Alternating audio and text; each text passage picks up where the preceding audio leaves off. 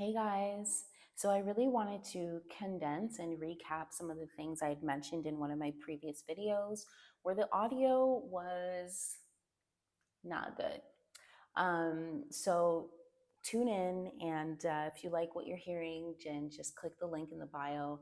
But this is for you if you are like my past self, where I used to tell myself all the time that I did not have time to do the things that I was genuinely interested in or daydreaming about or to get into creative pursuits. I just didn't have time. You know what I was doing? I was actually going back and forth from work. So there was like a 2 hour travel time each way for me at the time. I wasn't driving, but I was working for a great company and, putting in my 40 plus hours a week. And when I came home, I just felt completely drained. I felt completely drained, not only because I was putting in all this mental energy into the work that I was doing, 40 hours plus a week, but completely drained by my anxiety.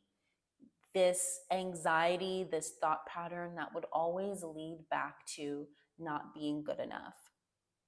I could be worried about the fact that if I don't pay my bill, the bill collectors will call me.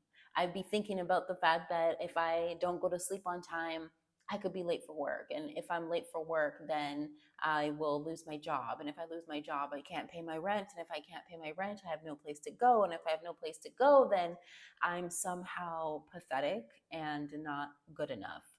That's like literally the chain reaction of how my thoughts were like continuously going. And of course, it influenced my behavior. And you'll hear about exactly how. And of course, it stopped me from taking a lot of action towards the things that I was genuinely being nudged towards. Like there was this, it felt like there was someone inside of me screaming, wanting to get out of the cycle of being completely overworked during the day, and then coming home and being completely without energy and just turning on Netflix and zoning out into a character storyline so I can leave my own storyline behind. Anything that could keep my attention, that's where I was. And here's the thing, we think that watching TV is relaxing, and sure, maybe it feels that way, but when you're binge watching shows, that's overstimulation for the brain, complete overstimulation. And you wonder why you're unable to stop. It's like, let me just get in, let me watch another one, let me watch another one. Or if it's not a show, then maybe it's just making sure this is working. Maybe it's social media.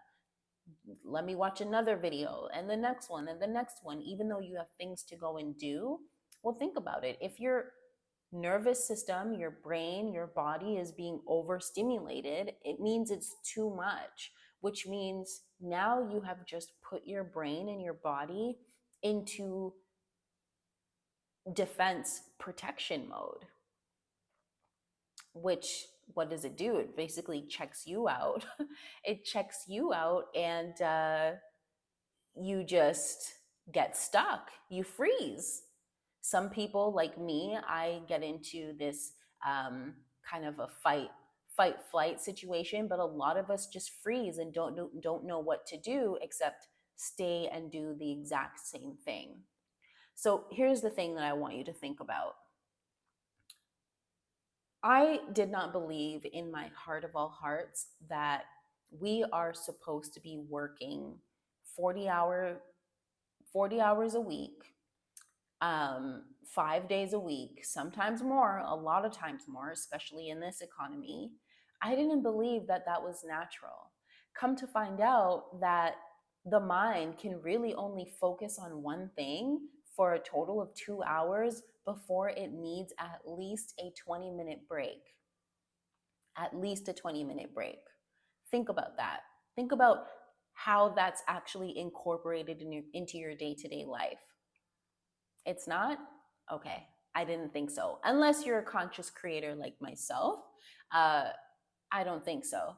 And once you have kind of reached that limit of like that 2 hours of focus, you really need to let go of that thing completely, like put it out of sight, out of mind, and go do something that's actually nurturing to the mind, relaxing to the body, and really lets you reset. My suggestion is anything that activates the parasympathetic aspect of the nervous system. That is your healthy, I'm going to say your healthy defense is to tune in, calm down, slow down, and disconnect from the thing that you were just so hyper focused in. Now, I somehow thought after being overworked all day and um, coming home and then giving myself all this overstimulation was self-care. And it really wasn't. It was making things worse. This uh, the dreams and the daydreaming of being a completely different woman, someone whose reality really reflected the complete opposite of what my then reality looked like, that's really what I wanted. But guess what? Those desires were completely shut out by thoughts or beliefs or actually saying, I'm not good enough. Imagine that. It's funny because when you think about it, that I'm not good enough statement, it was like this program. It was almost like I would have these thoughts of, just the success and finally landing my ultimate vision and what it felt like. But then I also felt all this resentment and guilt and shame that I was carrying in the moment. All of this, like, heaviness was so overwhelming for me. And the only thing that my body could do to protect me is to say, is to put out that like sensor of, oh, you're not good enough. So let's stop that possibility because it's too much for us to process. Think about it. Is that what happens to you? Now, what I started to do, or what actually ended up happening, was this like intense pain started forming in my lower back. Basically, the way I seen it was all this negative thought and emotion just was accumulating itself and manifested itself as this pain in my back. And this pain, it lasted for months. I had been suggested, like I was suggested to go and see a doctor or to, do some physio, but I ended up getting this suggestion to simply stretch. Like maybe you just need to stretch and the pain will go away. So, what did I do? I put on a yoga video on YouTube, and I did the yoga. I followed what it was showing me to do, and slowly but surely um, that tension in my back started to dissipate um, over time. Now, I kept that practice up for the sake of like releasing that inflammation, but I had no idea that this was really going to be a portal to higher realms for me. I had no idea the act of tuning into my body was going to be this like massive energy healing, um, perspective shifting experience. No idea. I actually got to see, this is what I tell people all the time. Physical practice is literally the act of like all the theory that you learn on brain waves and all the theory that you learn about the fact that the amygdala grows because you're focused on all the bad things that happen, and you disconnect from your third eye, and all how to activate it through certain things. Like all of that theory was literally played out through this newfound yoga practice that I had started. Now, um, so at the time, just going back in time, like started doing these practices, then I started getting creative with it. I was like, since I'm on this newfound like healing journey, why don't I go and get some lavender incense that would just add to the aroma? Lavender incense that was all about more relaxation to the body. I started getting these crystals and placing them in certain positions around my apartment at the time. I started getting into um, just like certain herbs to burn for the sake of, gaining intuition or bringing more confidence, or having lighting candles that had like confidence and intuition written on them. Like just like really creating the scene of this like spiritual experience that I was trying to create for myself. And I would say like that was the first step to tapping into creativity for me. It was when like this pain in my back had me between a rock and a hard place, and I had, with all this limitation that I was feeling, I had no choice but to do something different. They say we all know this. If you want to see new results, you got to do something different. If you don't do anything different and you still want to see new results, then we have to consider you insane at that point, right? I digress. So I also started getting into things like creating lunar and solar rituals around healing, letting go of some of the emotional buildup that I had in my body. I mean, all this anxiety really meant that I was holding on to a lot in my subconscious, in my body, and I had no idea. I had like un- unconsciously these things were playing out, and I just didn't realize that it was through working through and reprogramming my nervous system and my subconscious that would allow me to open myself up to new experiences and new opportunities. So I also started getting into script writing. Script writing was another gateway into creativity. This was like, now I'm tapping directly into my intuition, into my imagination. And I am literally pulling out of this like out of God, out of supreme conscious, out of the universe, out of the morphogenetic field. I was pulling out experiences that I would prefer to experience rather than the reality I was experiencing at the time. I would literally script write about how amazing it felt to finally quit my job. I would script write about how much courage I felt leading up to, during, and after that special event. I would script about how amazing it felt to have all this time to focus on my own creative pursuits and to figure out how to monetize and multiply the income. I was script writing about the desired relationship or the desired love that I wanted. Um, I was script writing about everything that had nothing to do with the reality that I was currently experiencing. And I needed to do that. A lot of us think like, oh, you're being delusional tapping into these things. Well, not necessarily. Scientifically, as you reach into your imagination and you do that from a place of from a relaxed body is a body whose defenses have been laid down. When you're tense and your shoulders are up to here and you can't move, like, you're nothing is permeating in you through you at all. You're just completely blocked. You have all these walls up. I had that issue, and it took years to finally be as relaxed and really stress free as I am today.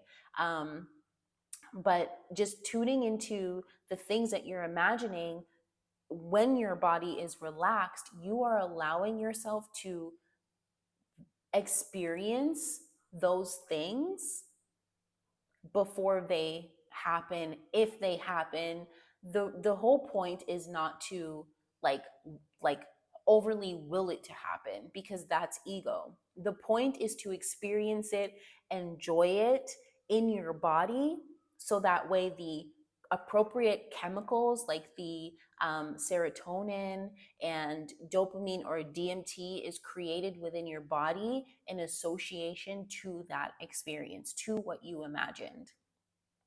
When you do that, it's literally like you are telling your body that, or your nervous system, that it's okay for you to allow this thing to take place, that you do in fact deserve this experience to take place, that you in fact can have this experience take place, that you in fact have the ability to pursue these desires or pursue these opportunities that may come up. You are actually rewriting or reprogramming stimuli to respond to triggers very differently. Okay. How this like really played a big role in like, you know, between where I was at that time and when I actually did quit the job. Haven't worked a 40-hour week since, by the way, unless it was for my own business. But again, completely different reality.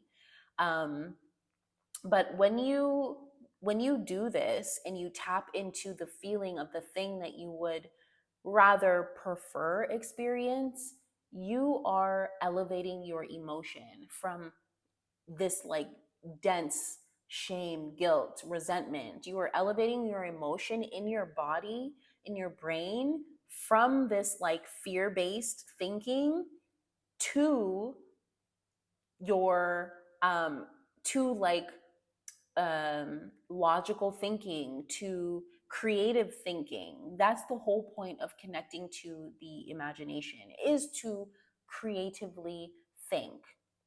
Now, the other thing that I did that was also part of this whole like revamp in that same moment was I started to get creative with the foods that I was eating.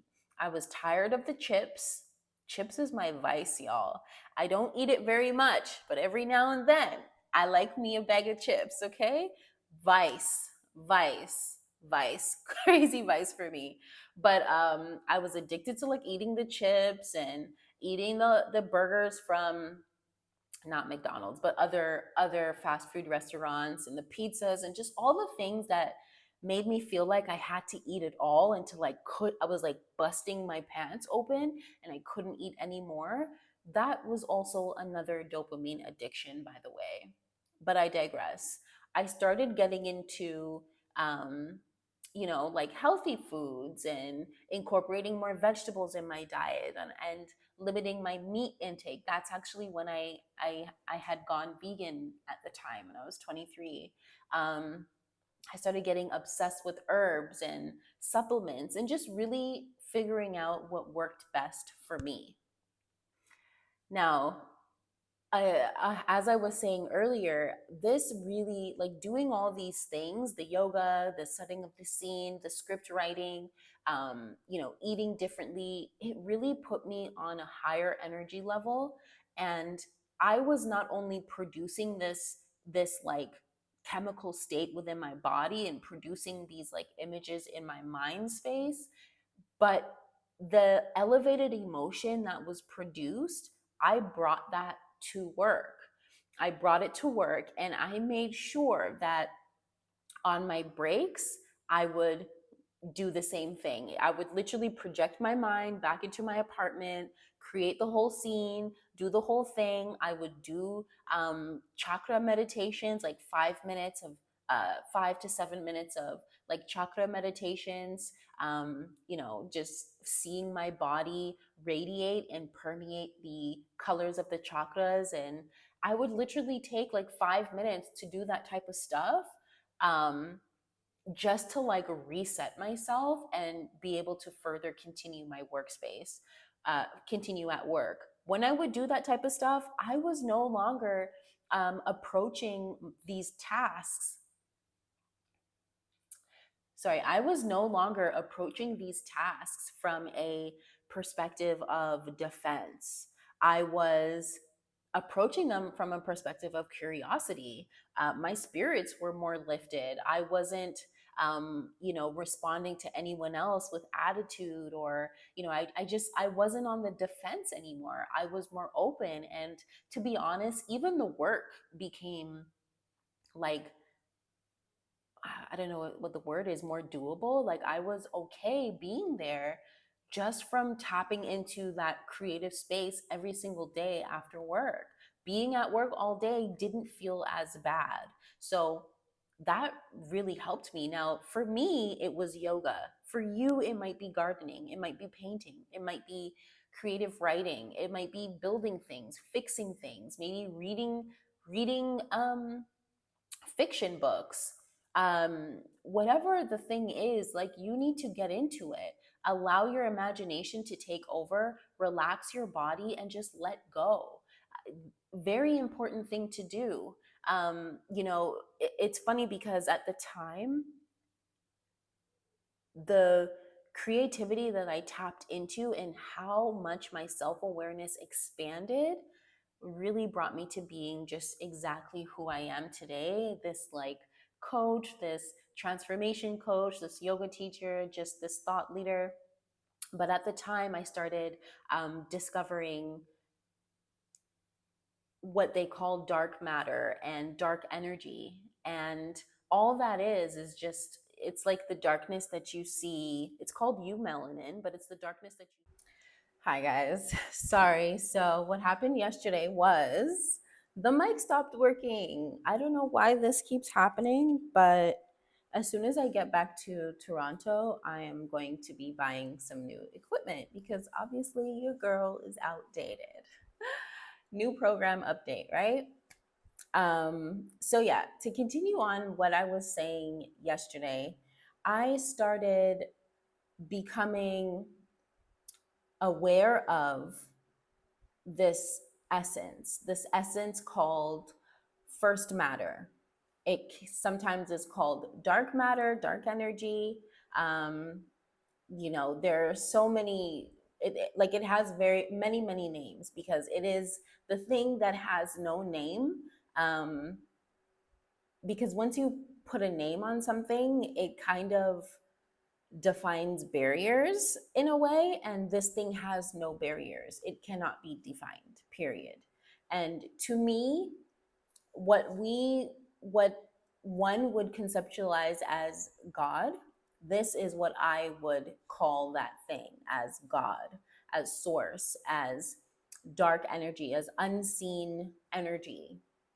It is space. It is everything and nothing at all. It is literally the imagination, or what, yeah, it can be seen as pure love, imagination. Like, there are just so many different ways of seeing this thing, but it's talked about a lot. It's called first matter in alchemy. It's talked about a lot.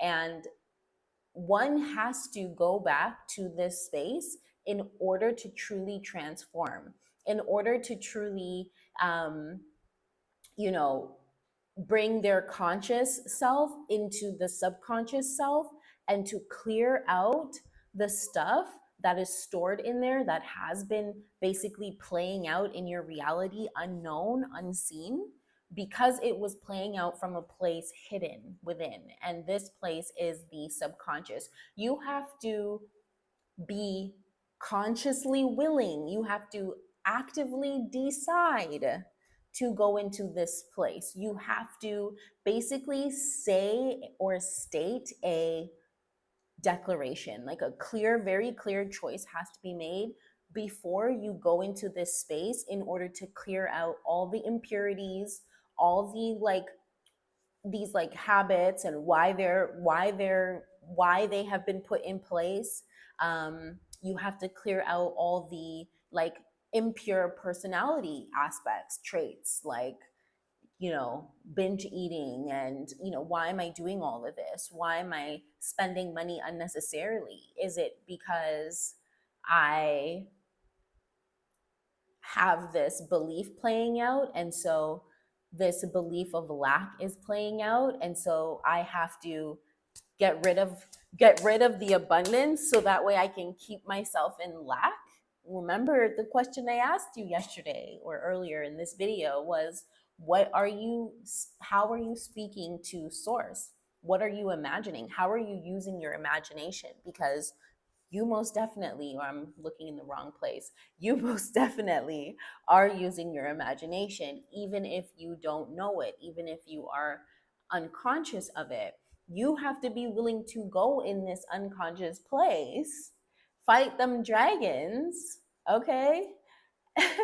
And get to the pure essence of you. To me, that is peeling back the layers of all this, like, what's happening in my reality, how I've been responding. It was just going into this pure space of simple, just divine force, like darkness. Like it's a feeling. It's not even a thing yet. Like you have to feel it with another part of, like, another whole other sense that goes beyond the five physical senses.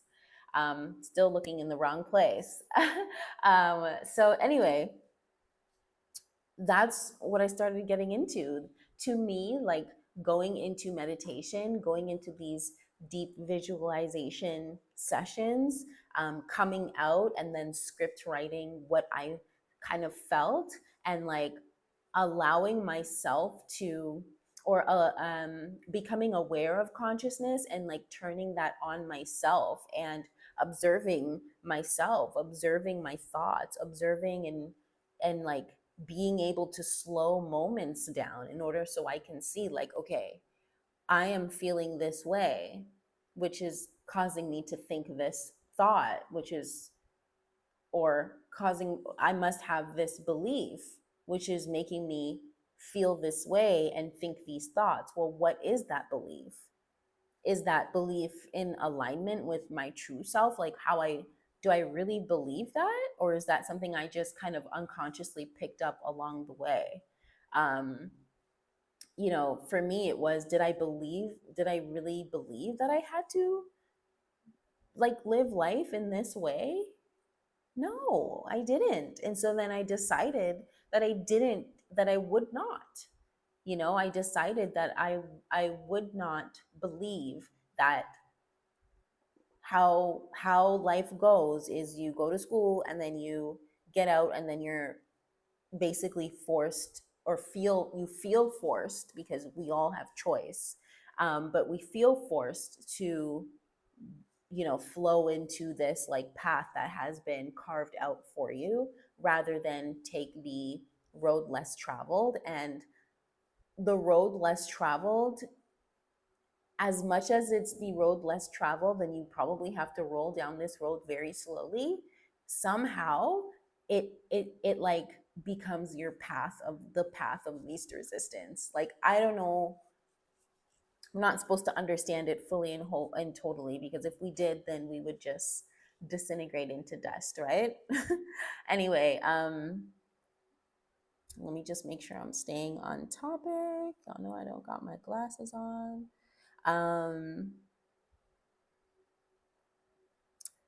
So yeah, just like working with that energy and going back into that space and creating like this vibration, like the pure essence of me is like this freedom, this joyful, just this like, you know loving, like this, just all of these high frequency vibes, blissful, gratitude, like the things that I say and talk about all the time. That is my pure essence. It is not the heaviness of like shame and not being good enough. Like, that's not true. That's only true if I make it true. We have to remember that we are conscious creators. Well, you can become a conscious creator, but we are I keep looking in the wrong place. We are creators. We are creators, and how we create is literally through the how you see yourself. How you see yourself, like the identity that you choose for yourself, it like filters out these beliefs, and the belief then kind of filters out into your thoughts and your feelings, and which then filters out into your behaviors and your habits, and that all basically comes down to your reality, what you're currently experiencing. So if you're seeing something you don't like, if you're seeing something that you recognize just doesn't feel like it's you, start to ask yourself questions. When you start to do the introspective work, that's when you are like in the black phase of transformation, the black phase of alchemy, really, of transformation, is literally going back to black, back to darkness, and being able to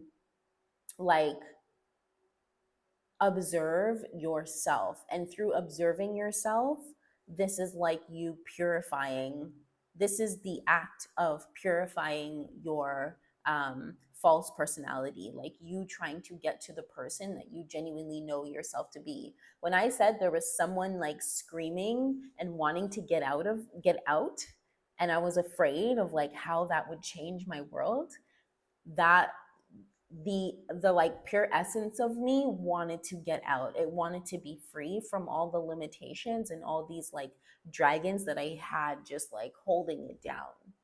That's what it was. And that's why when I say, I don't know if it was this video, because as I said, I'm redoing it, but when I say that doing that whole process and then coming back into my body felt like I was coming back into my physical body, but on a whole nother plane and on a whole nother dimension. And so therefore, instead of filtering my reality with the lenses I had before going into this space, I was filtering it with a new lens. I was filtering my reality by opening my awareness to creativity, to possibility, to problem solving, like, okay, like not even having a problem, because there's always a way to like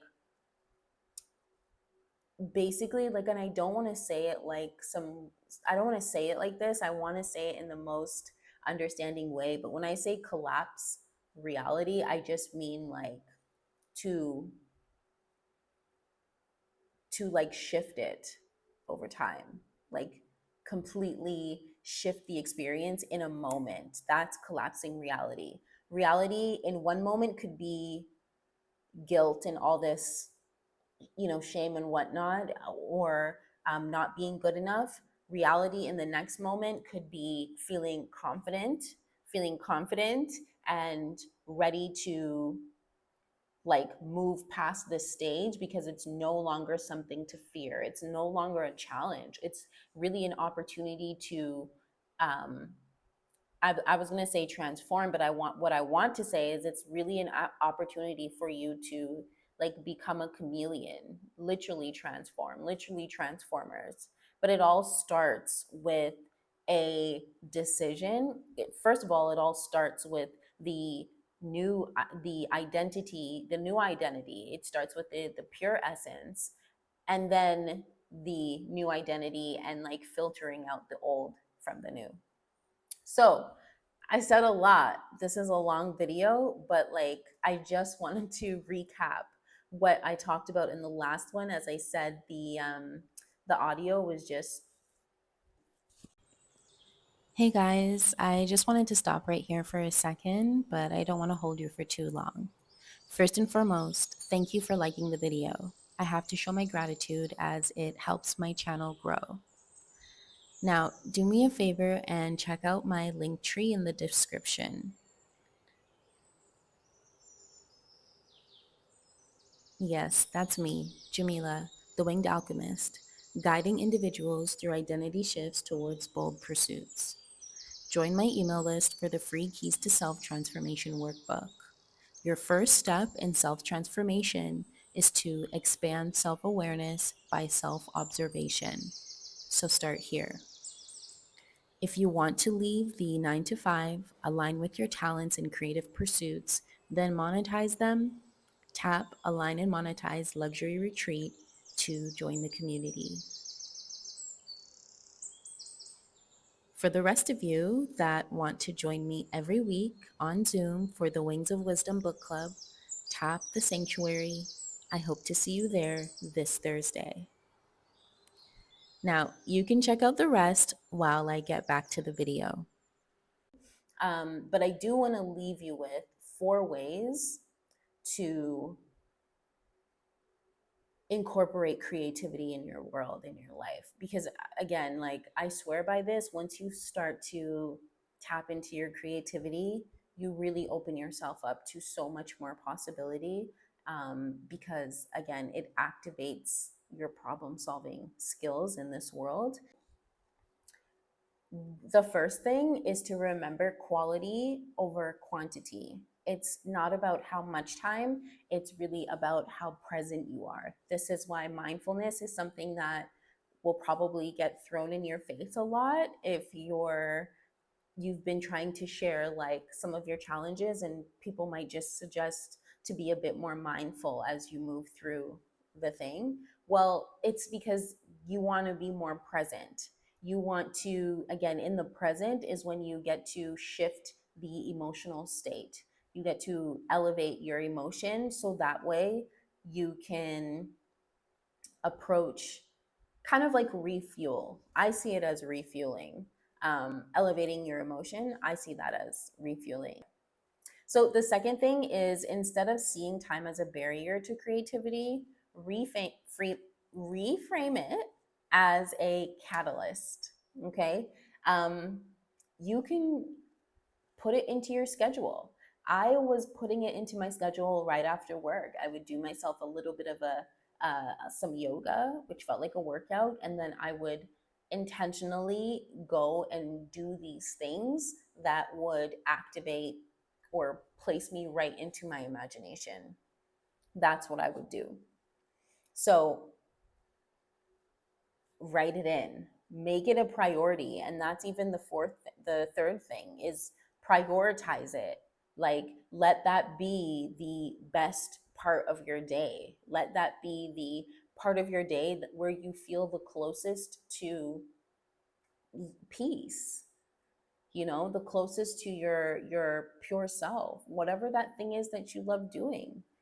Make it a priority. You need to do these things in order for you to approach and perceive your reality that is in alignment, your reality and yourself that is in alignment with like who it is that you know you are deep inside, the one that you genuinely wish you got to experience, you got to know actively in the present. The fourth thing is to let go of perfection. So, what I loved about that time is I wasn't doing any of this for the sake of getting to any kind of a goal. I was just doing it because it felt good in the moment. It allowed me to lay down my barriers, to let go of the things that like the buildup of thoughts and stress, and to help me repattern, to help me literally slowly like get back to myself. What is it do I want? What's important to me? Well, what are my true principles? What are my values? Like really understanding myself. And the thing is we're always changing. So it's important to have this as a consistent practice.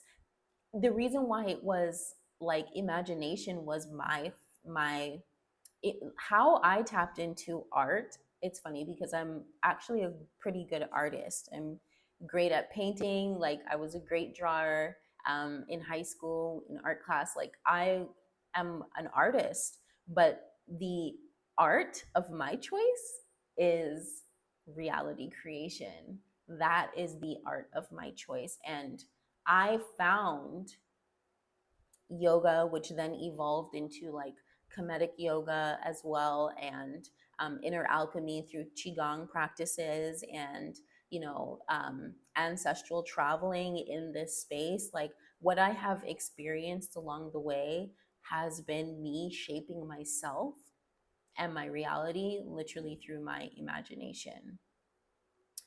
I feel like when you let go of perfection, you allow um, intuition to come through louder.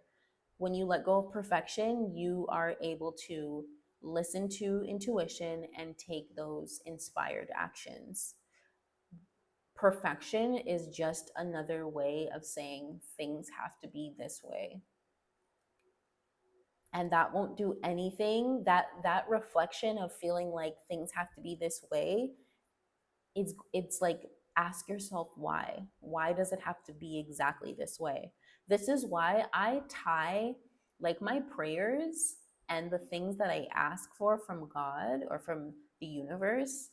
It's not material things. I ask for simplicity, I ask for love, I ask for freedom, I ask for self-discovery, I ask for community. Like that's what I ask for. And I allow all things. One thing that people often struggle with is money, and I went through my fair share of that. Like how my mind, how my body, how I perceived money, but then also really wanted it so bad. Like I had to see this entire world, including money, as something that is going to be a tool to experience the things that I put out into the ethers, um, to see back as a reflection. Like that's what I do. And I think I do that because that's where I learned, from studying alchemy. Alchemy is all about getting to the purest essence, right? Like, what is pure essence? Let me even give you an example. Pure essence is spring cleaning, like getting rid of things that have no value or that is simply just taking up space. When you let go of those things, you allow for like this pure essence to fill the space. You allow first matter to fill this space. This is a very pregnant space. There's so much that can be birthed through this first matter or dark matter. And like that's just how I'm seeing it. But anyways, this is a long enough video.